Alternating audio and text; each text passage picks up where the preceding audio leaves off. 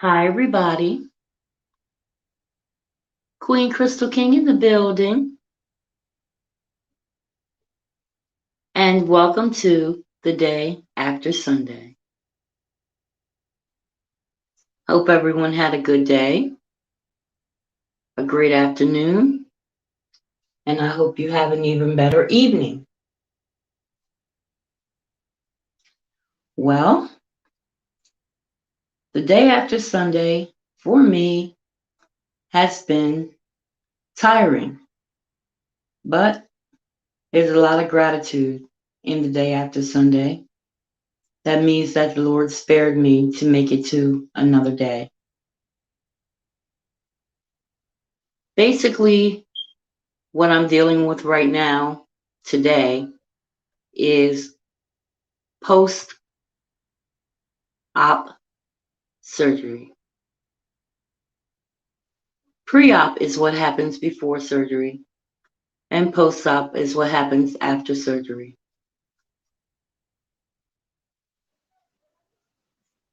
They told me that it would be 6 weeks to recover, and it's been about 6 weeks. My surgery was on May 5th, and I remember coming out of the ER on Mother's Day.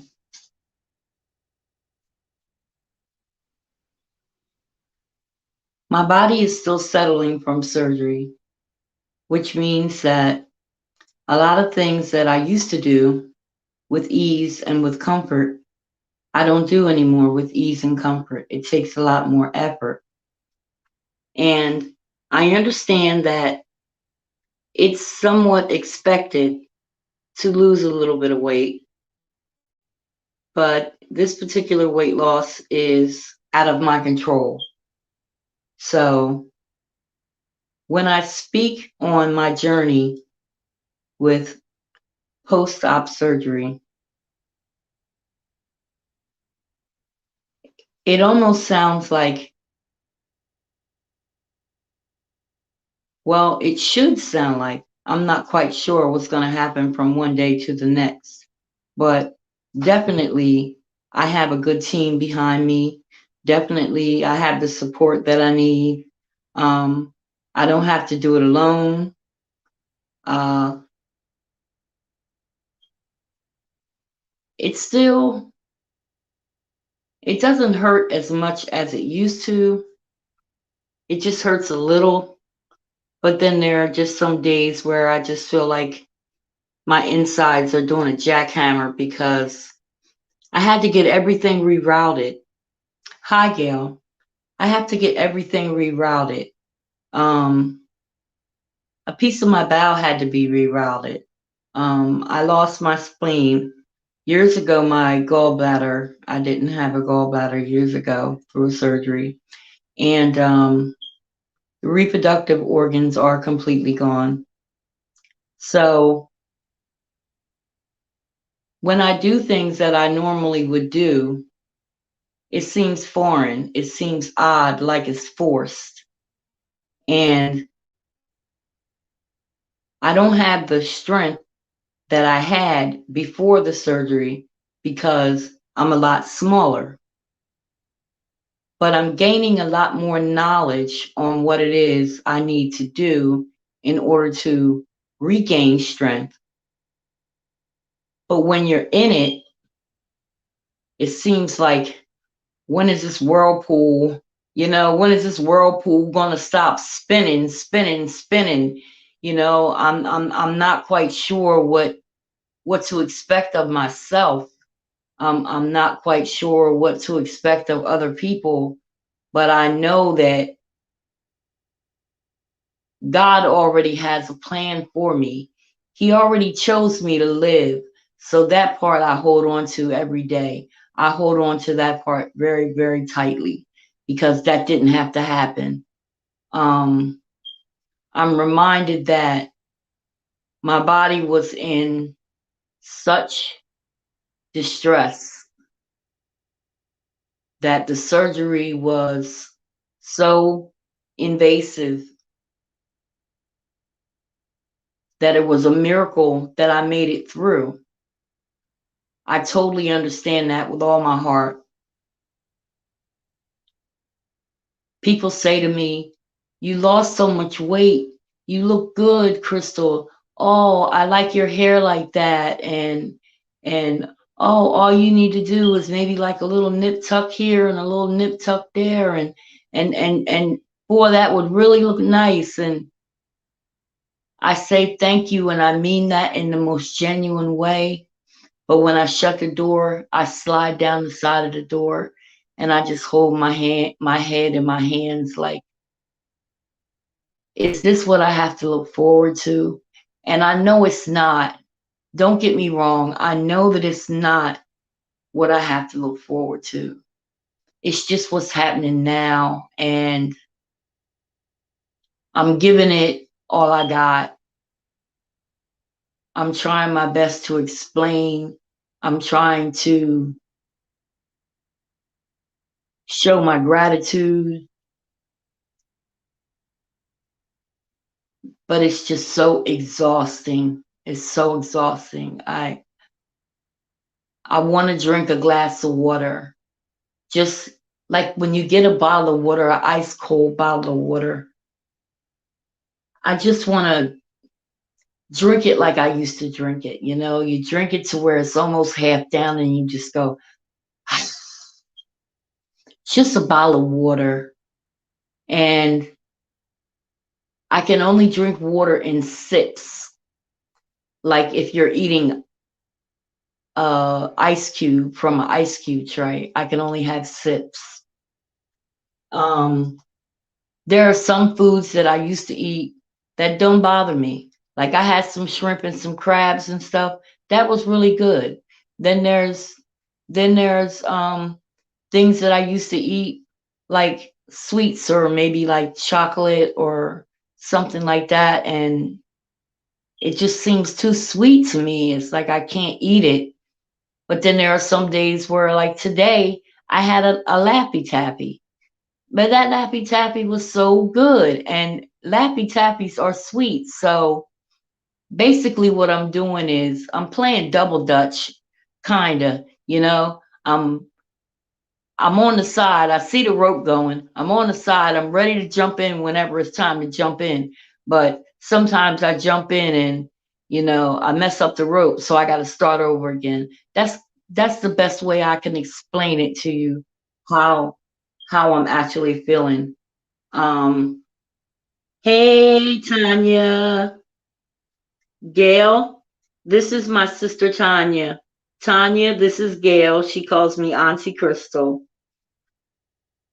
Let me see.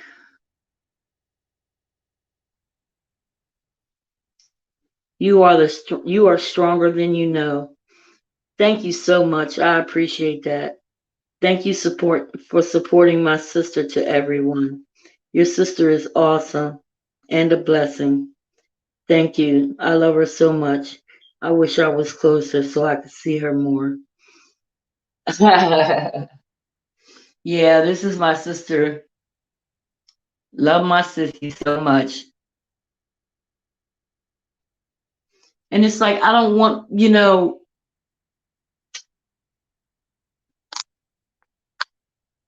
I don't want it to sound like I'm not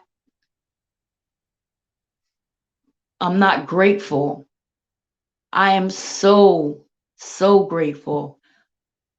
I would have dreams that somebody will go to my kids and say, I'm sorry. We did everything we could do. There was nothing we could do. She didn't make it. And it's like, that used to make me panic so much. I went to the doctor and I was 192 before I went to the doctor. And I said, okay, I'm gaining weight now because I had went to 183 and they admitted me to the ER and the hospital was filled up. So they took a hospital bed and put it in the ER. They said, we're not letting her go. We can't let her go. It will be malpractice if we let her go. We have to keep her here. And I'm like, you know what? That cardiologist, I called him a snitch. because he said, "You know what? If I need to call your mother, I'll call your mother. I've called your mother before. You want me to call your mother?" I said, "Oh, you're a snitch." So he made sure one of his male nurses took me over there to the ER to make sure I didn't get away. But I told him I wasn't going to get away. I told him I was going to go,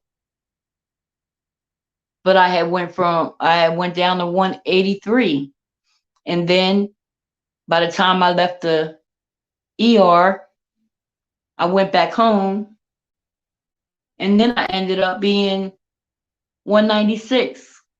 So when I went to the doctor the other day, they told me I weigh 181, and I just bust out crying. And I'm like, what am I going to do?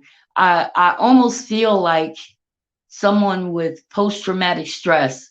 Like if you were in a war and you hear a firecracker and you think it's a gun or a cannon or something. When I went to the doctor and they told me it was 181, I said, oh my God, please don't tell me you're going to cut me again. Please don't tell me you're going to cut me again. I got to call my son. I got to call my family. And they're like, it's okay. Calm down. Everything is going to be okay. And I'm like, no, no, no. Please don't tell me you got to go back inside, because it was a possibility that I was going to wear a colostomy bag just in case when they took a piece of my bowel and they had to reattach it, just in case I needed to wear a colostomy bag so I wouldn't go septic. And it was, by the time everything kind of calmed down, my son had got there. And of course, he's trying to make me laugh and, things like that. But he sees I'm terrified. They told me to try some Benefiber, and maybe Benefiber would help me, so that, I would be able to pick up my weight. And they were talking about different supplements, maybe. My son was talking about some kind of mixture mess, peanut butter, something. I'm not eating that mess. But I don't know what I'm gonna eat. If I keep losing weight like this, I don't know what I'm gonna have to eat.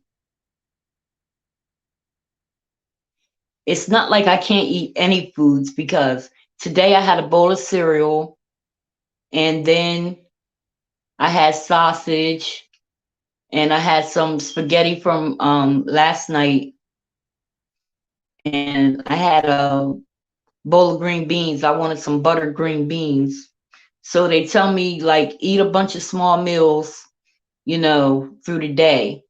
And the day before yesterday, I had cereal, and then I sliced off a piece of steak, and I made me some mashed potatoes. And that was the day I had made the spaghetti. So I'm doing what they're asking me to do. Um, it's just that behind closed doors, it's challenging. And for lack of a better word, I can't wait till I can take you to lunch in my new car, or dinner. Your weight will be fine. Just eat some oxtail and rice. Ha ha ha. Very funny. Very funny. Yeah, it is a lot of mood swings, Gail. It really is. And I try my best, you know, to stay to myself. I don't want to, take it out on nobody or nothing.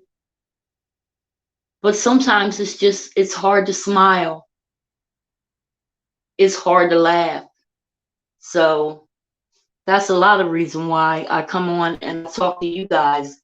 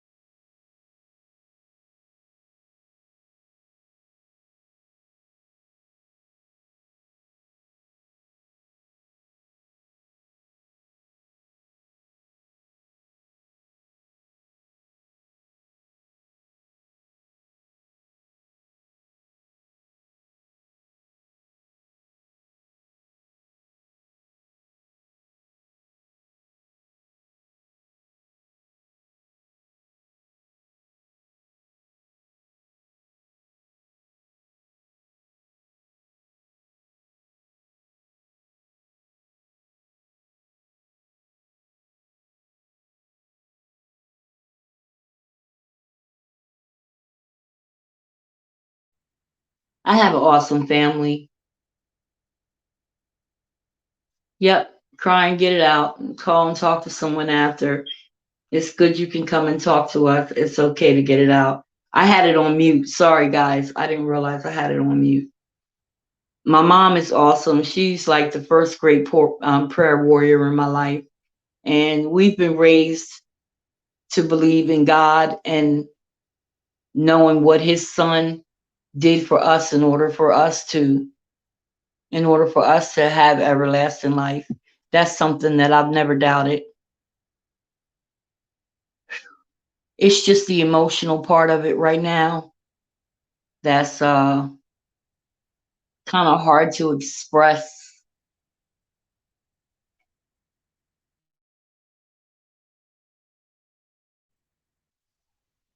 But I wouldn't want to go backwards for anything in the world because had I not had that surgery, had I not trust God and, you know,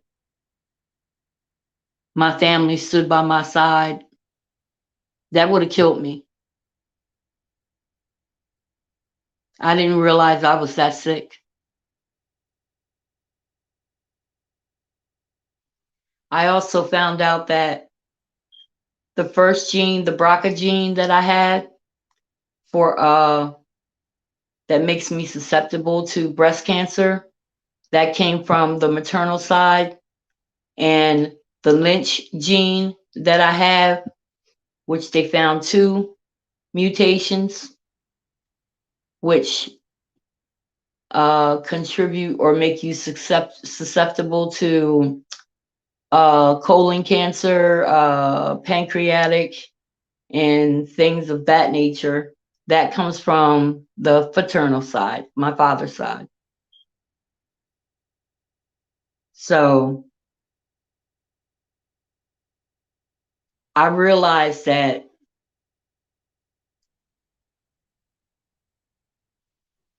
for some odd reason, this is my cross to bear, and I would rather it be me.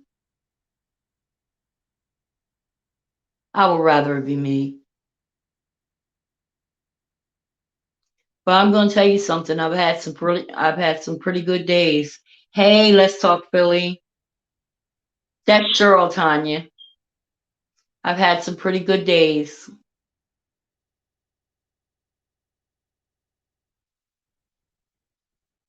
How was your day after Sunday, Gail?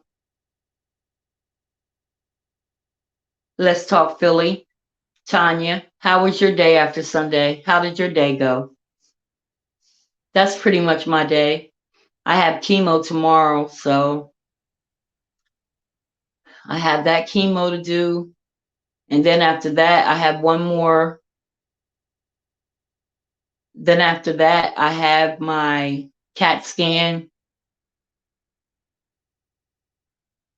Um,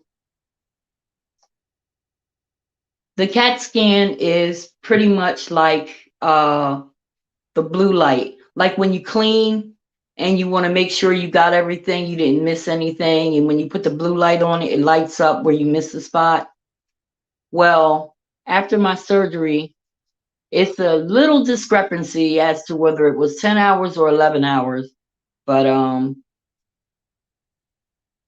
they told me that they weren't going to stop until they got it all. And from my mother's mouth and from my son's mouth, they said they got it all. And they told me that they got it all. So after I finish my last chemo 4 weeks from now, um, I'm going to do the CAT scan.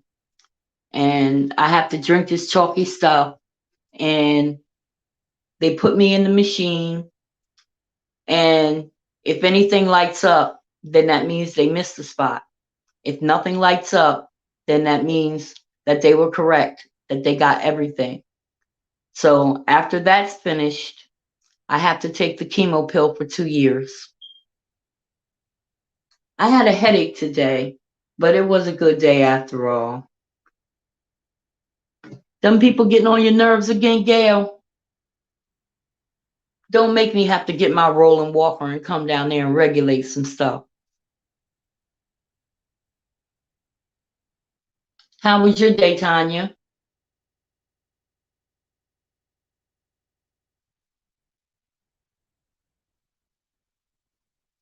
My day was a bit stupid, but it could have been worse. I hate this organization. Don't come over here then.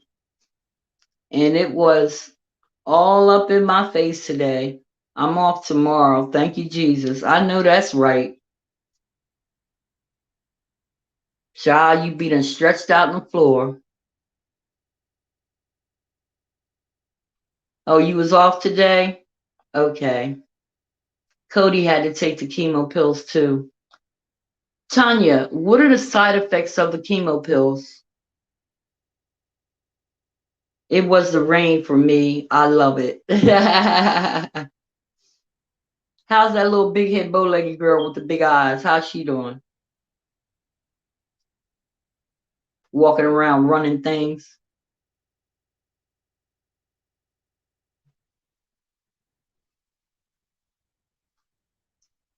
Right now I'm doing a little bit of research on the side effects of the chemo pills.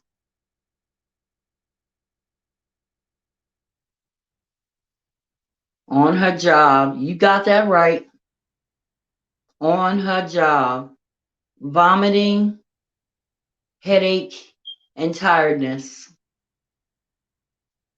Huh? Not too much difference from chemo, I guess.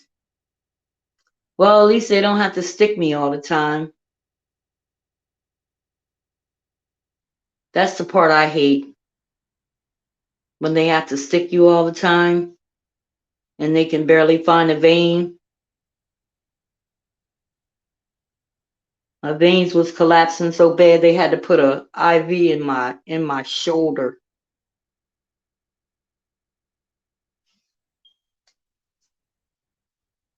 I was saying to myself, I don't want to do this. I was. I had to really convince myself and apologize to mommy because I didn't want to put that in her spirit. That at some point I was just going to say I had enough. But I'm going to do what they asked me to do. I'm going to do it until they tell me to stop.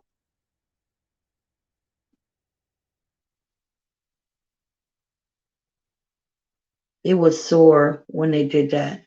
Oh, was it sore? Yes. Yes. I started seeing holes in my body I had never seen before. I'm like, well, what was here? Well, what was there? Well, did you stick something in this part? And the bruises and stuff, they last for so daggone long. And once they start removing your organs, although you can live without the organs, they still have some type of function. So they have to give you different vaccines. Um, the spleen and the gallbladder is a filter. So it filters things. So then I have to take these needles that help me filter things. And along with the other stuff that goes on,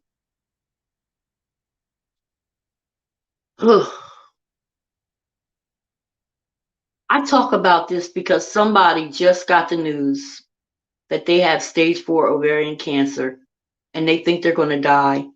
And it's not necessarily so. I want to let them know that it's not necessarily so. I want them to get close contact with their higher power, whomever that is. Mine was Jesus Christ, and it still is. And to claim the miracle, claim the blessing. Allow your family to love on you and help you.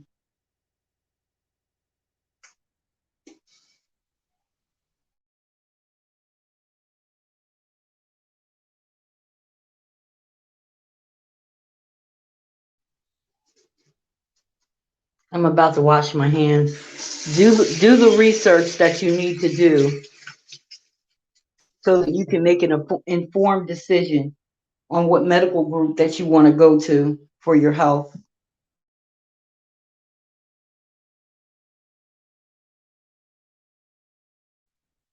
And from there, all the faith that you can muster, All the prayers, all the well wishes, all the negativity, all the stress, let it go. It's not worth it. I'm about to mute my television in a second.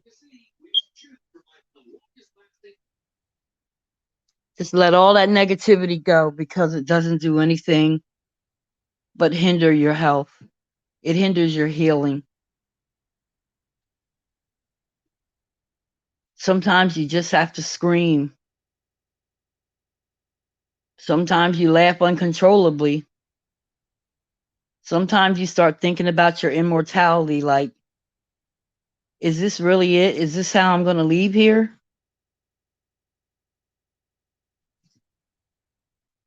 Did I finish everything that I was supposed to finish?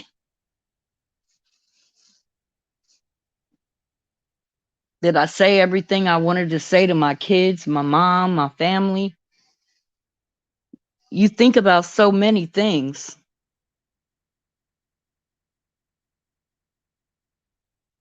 But I know one thing, when I rolled in that operating room, I had already made up my mind that whatever was going to happen was going to happen. And I had made peace with it. And I let my mom know that I was not scared when I went in. And the last thing I remember was shutting my eyes. When I opened my eyes again, I was in the ICU.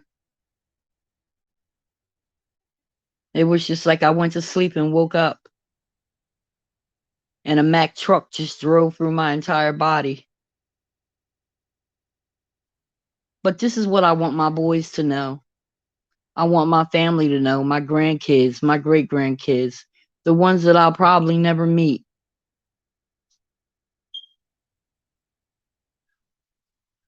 I'm going to stand 10 toes down with whatever this has to bring me.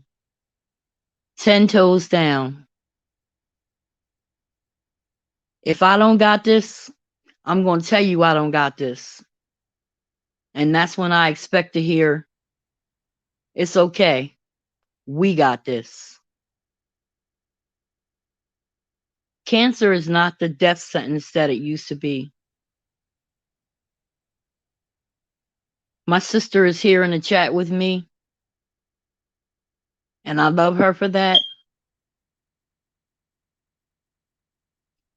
And it's almost like when I see her name light up, or I think about her, I think about my sweet little nephew. But I know one thing, he ain't hurting no more. He was 15 years old, and he died of brain cancer. And that little guy fought. He fought. I have no idea how that 15-year-old child endured what went on with his little body. But he did. And God just took his little spirit and just sat it right up on his lap and said, come on, Cody. That's enough. Come on up here with me. Your cancer's gone now. It's never coming back.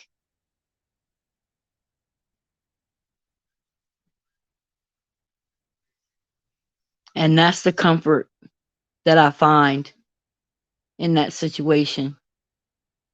Because I've already told myself, whether in life or whether in death, Jesus is going to take this cancer away from me.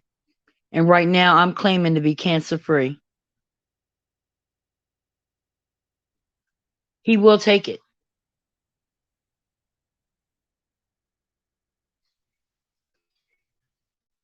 Cancer is not of God. And just because you believe in God and you have faith doesn't mean that things don't happen to you. You still have financial troubles. You still have relationship troubles. You still get sick. You still have things that happen to you. It's how you deal with what happens to you. It's where your faith is when things happen to you. Not just thank you, Jesus, thank God when everything is going fantastic. I love that song by Mary Mary. It talks about the shackles off my feet so I can dance. It also talks about praising God through your circumstances. And that's the choice that I have right now. That's where I am.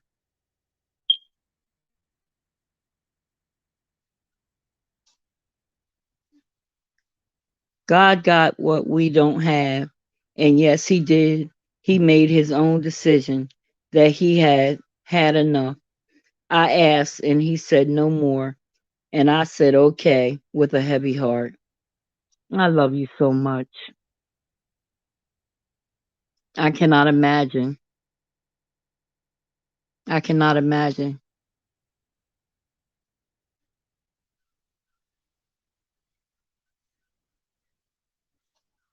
I just can't.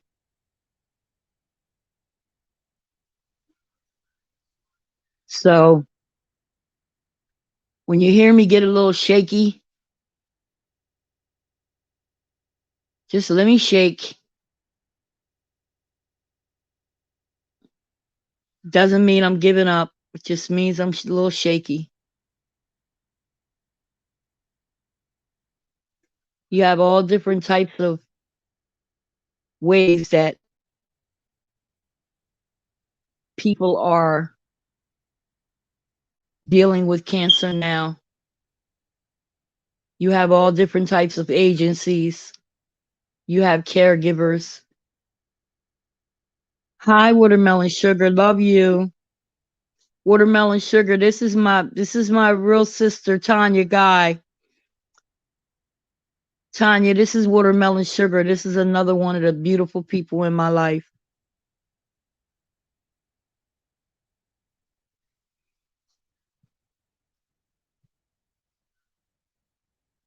It's just so many different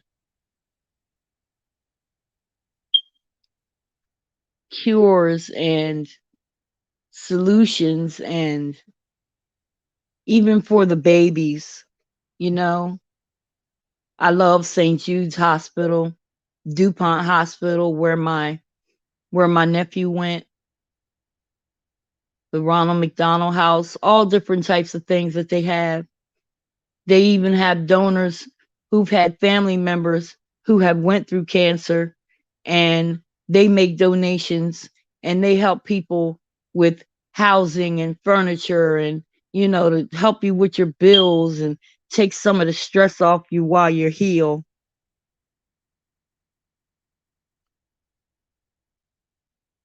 It's just the Susan G. Komen Foundation. They were fantastic to me. Fantastic.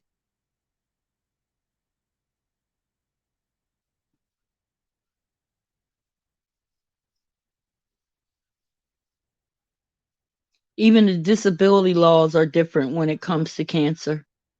It wasn't like that before.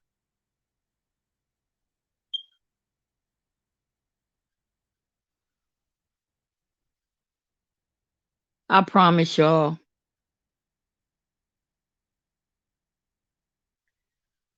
I promise y'all one thing.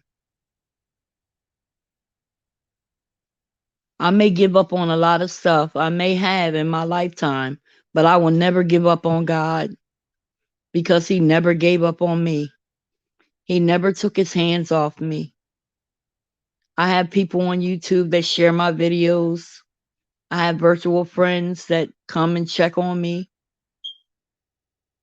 They ask me how I'm doing. Do I have enough medicine? Do I have enough of my supplements? In the middle of the night, I'll hear my Cash App go off in the middle of the night, where somebody has just blessed me and just said, I was just thinking about you. I knew that y'all always say, I love you, Crystal. I love you so much. I really, really had a chance to actually experience that from a lot of you. And I don't know what I did to deserve it, but I thank you so much.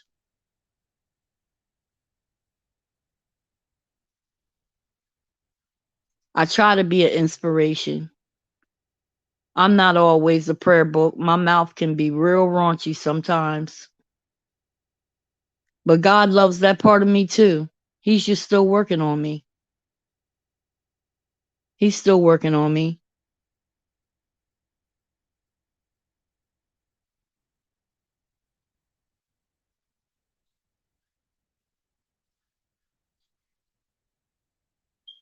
Lord knows they do.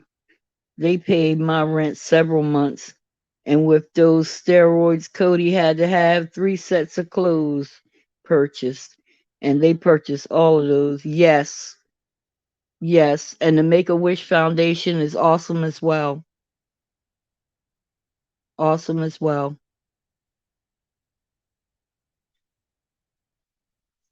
I still can't get over that I don't have a belly button. That is the craziest thing to me. But really, what does a belly button do anyway? What does it do? It doesn't do anything. But it was so funny the way I found out I didn't have a belly button. I even did that on a day after Sunday.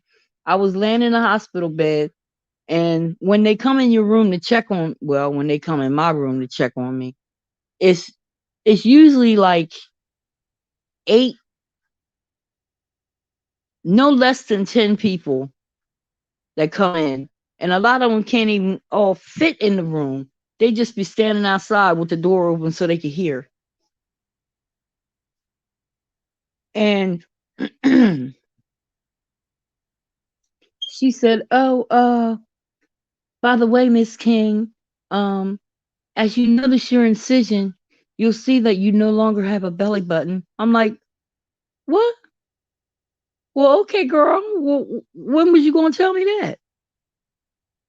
And she just bust out laughing, and I just bust out laughing, like, "What is that?" Like, "Oh, and by the way, you may notice you don't have a belly button."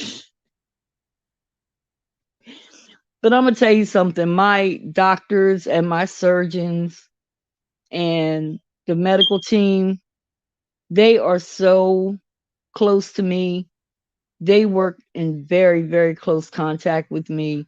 They check on me a lot. And I mean, my surgeon knows my family's names um, by heart. It does feel weird. It's like a dent where it was supposed to be and where it actually was. I got to find it. It's weird. And I think what's really throwing me off, guys, is my outside healed so miraculously well, it didn't catch up with my insides. So my insides have been rerouted. It's like this now hooks to this, and now this hooks to this, and now this hooks to this. And it almost feels like the kind of stuff that they do with like Dr. Now and one of those weight loss surgery things. Because my son was telling me, well, it's almost like having a sleeve, like a gastric sleeve or something. I said, well, they didn't tell me that they did anything to my stomach,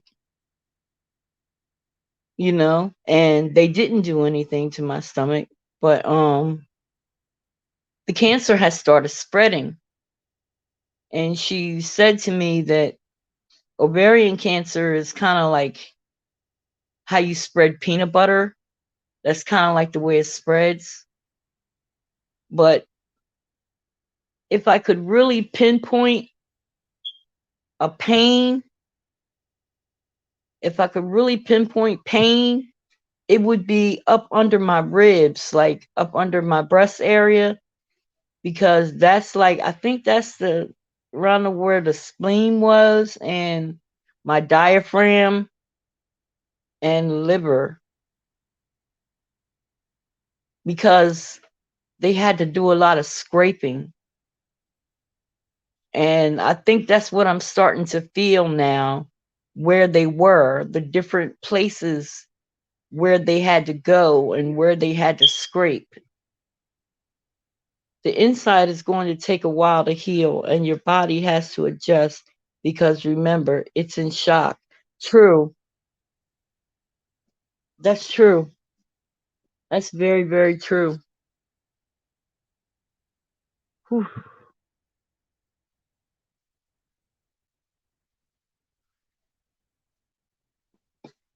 And it's pressure. But the weight loss is staggering to me.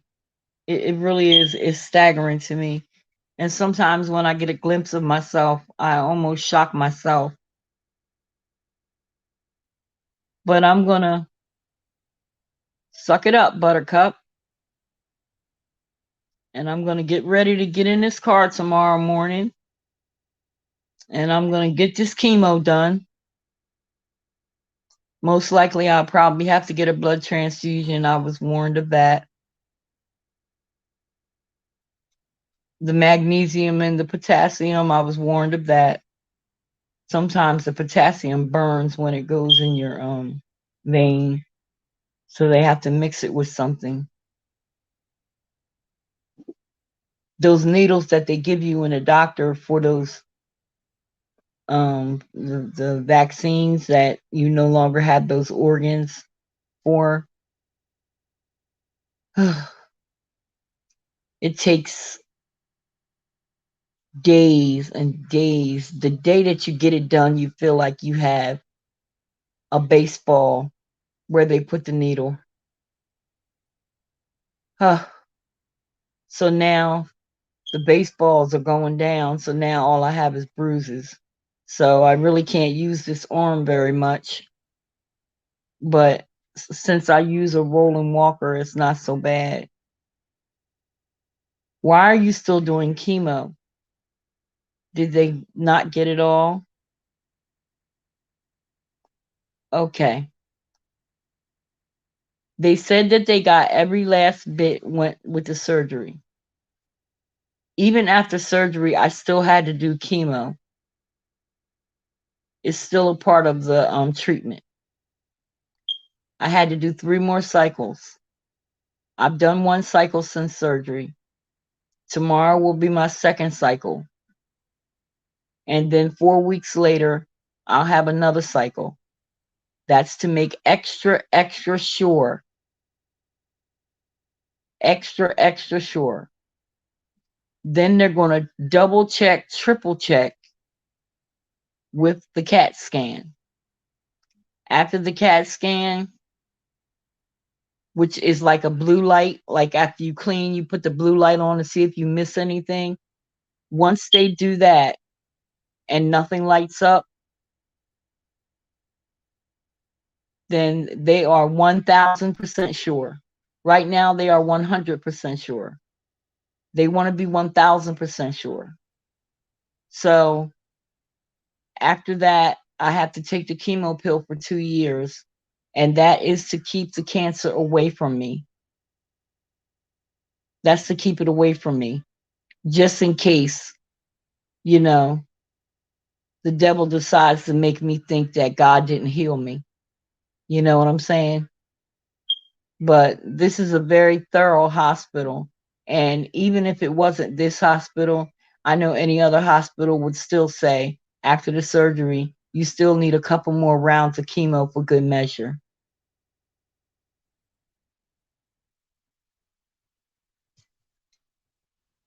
Don't let that bother you as long as you're feeling okay. All right.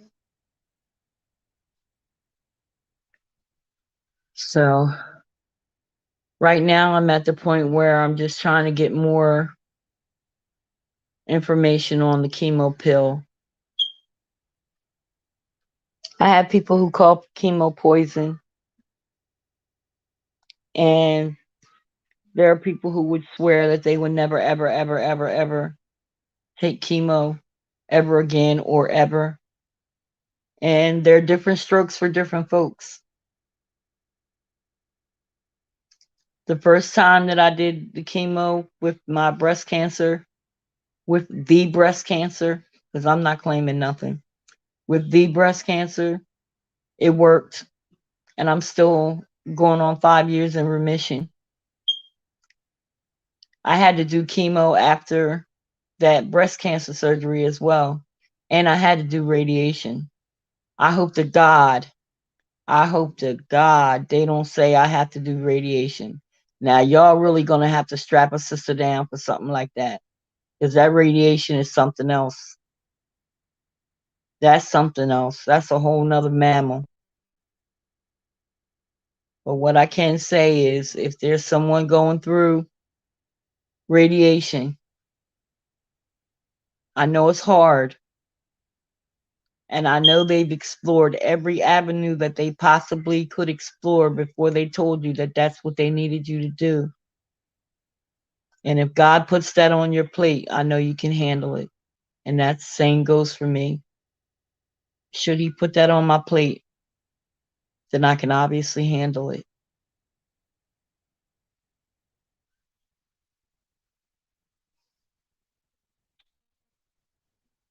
The radiation is like a machine.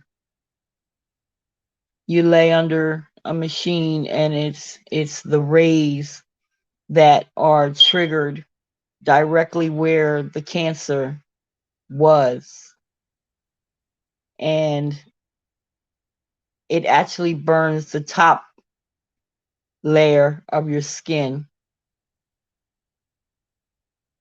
And what happens when it burns the top layer of your skin, wherever that radiation is aiming to, it turns black.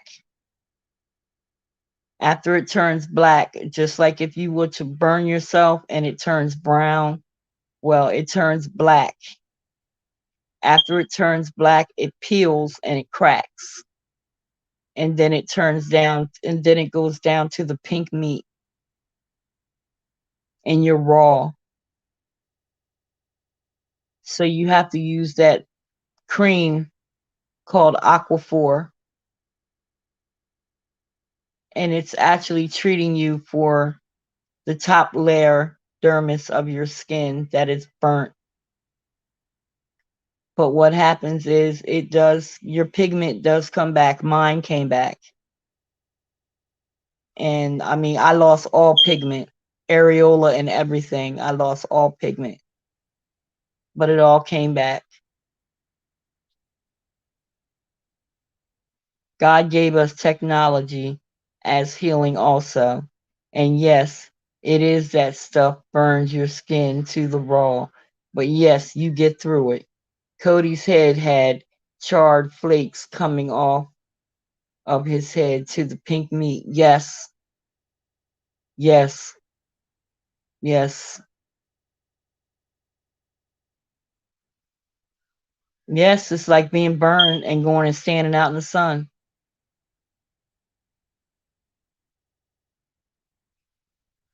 But just to, it passes. It'll pass. It's not easy. Like I said, when you're in the spin cycle, you in the spin cycle. And people can comfort you as much as they try to comfort you and pray for you and everything. But you just have to ride it out. And that's where I'm at. I'm going to ride it out. And I know you understand, big sis. I know you do. But I just pray it don't come to that.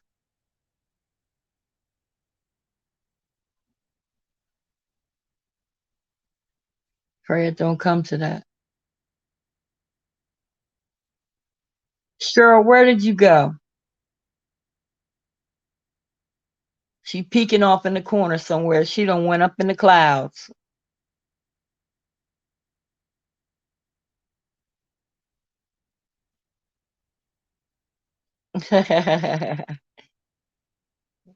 Watermelon sugar.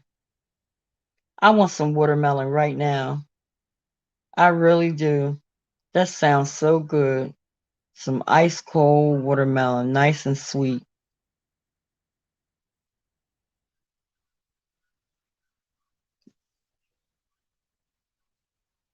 Well, guys, I have pushed it to the limit. I was trying to make it to an hour,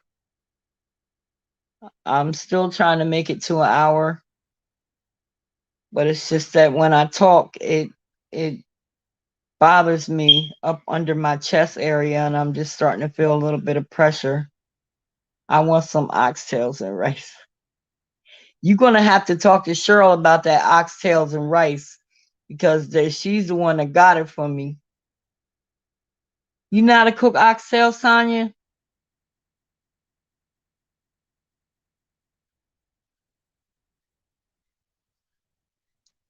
Somebody said all you gotta do is put them in a crock pot. I wish I could take some of your pain away from you and help bear the burden of all this. Just know you're never alone, and I'm here for you no matter what time of day or night. Thank you, watermelon sugar. You my baby girl. You don't know how to make it.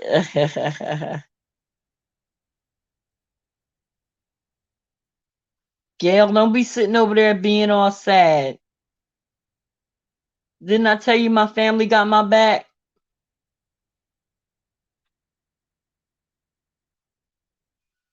I know you. I know you, Gail.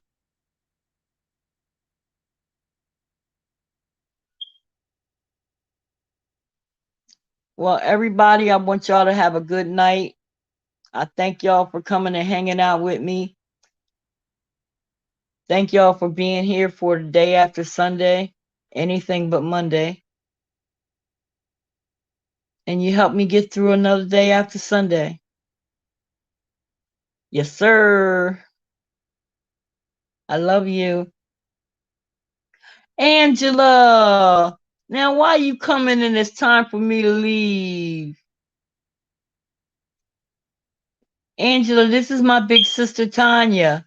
Tanya, this is Angela. This is my other baby girl. I got two baby girls. I got Watermelon Sugar and I got Angela.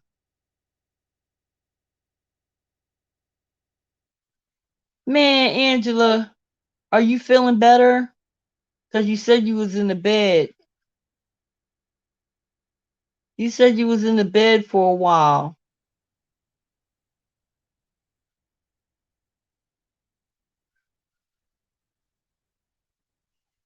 This girl works all the time. She is always working. Nice to meet you, big sister. Yup, that's my big sister. You want to be a baby girl too? You call me auntie. How you gonna be my baby girl and then you call me auntie?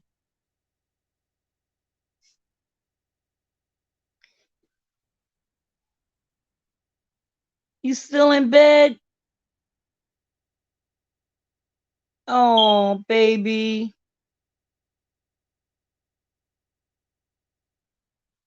Gail, tell Mr. William I said hello and I hope he feels better. I don't know if I'll be on tomorrow. I'll see how I feel when I come back from the hospital.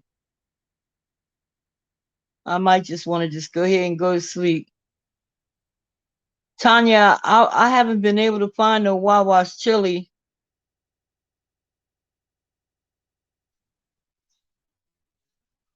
I was looking all over Philly and Wawa's looking for Wawa's chili.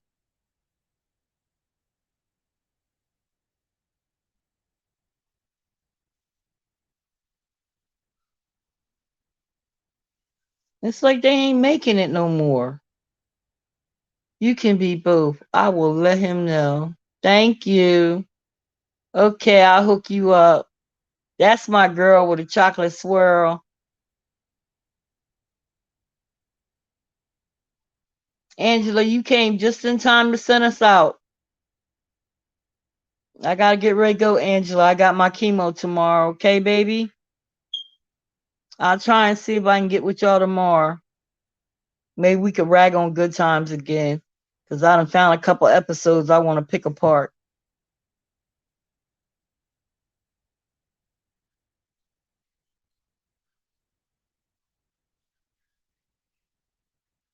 What I gotta tell the people, Angela, it's time for me to get ready to go.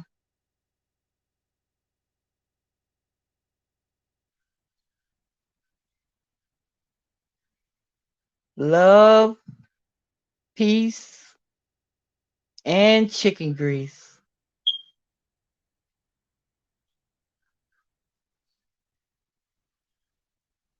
Thank you, Gail.